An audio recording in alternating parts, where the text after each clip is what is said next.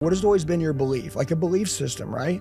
Like, when you went into a sale, did you always believe like everybody can buy, came to buy, and will buy? Like you believe that? Or was you ever like fighting doubt in your mind who was going to buy? Like, how did you feel like in confidence?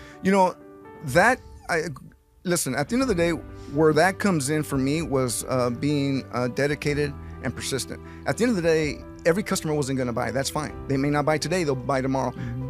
But you have to be dedicated and keep going. There's not just one customer on this planet.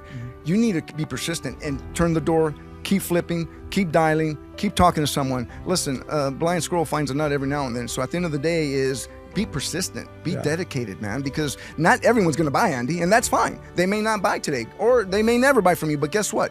You got to move on to the next one. Go turn the page, man. Yeah, I think persistency always wins in sales, and you can never give up. And also, a lot of the times, people need more information.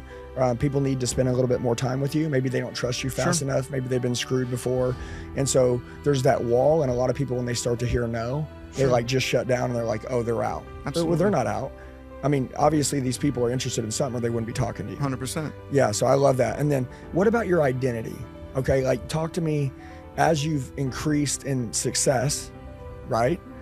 You've increased in accolades, you've increased in money, you've increased in, authority, like in life, right? Like people look up to you, start to have nicer stuff. What has been your identity, right, as you've gone, and what would be a good identity like that you could share with people? Like, because Fields to Fortune, like your book, which we'll talk about in a minute, because I want everybody to get it, but I want to know, like, what does that identity look like? Because how you think about yourself is how your whole life is going to be. 100%. Right? 100%. That's a great question, Andy. And what I do is I look back when I was a kid, man, and I was a child. And the identity is that I want today to teach, and I'm going to the school where I was born in elementary, where I used to go in elementary, and to teach the youth that there is a future, there is a better life out there. Coming from a small town, and the population was so tiny that, especially if your parents are not educated, don't speak English, or they don't know much, they can't educate you, right? Their education goes so far. But for me, my identity is like, listen, don't lie, cheat, or steal, and I preach that in my culture, in my company. And for me now that God has blessed me, my goal right now is to influence the younger crowd and the young children out there, because that's our future, man. That's our future, who's going to take us to the next level. So I actually have some appointments already to go out there and talk about where I came from, how I was able to develop it, and that there is a future out there. You just have to be consistent, work hard, and stay out of the drugs, stay out of the nightclubs. There's the good life, the great life, and then there's the goat life.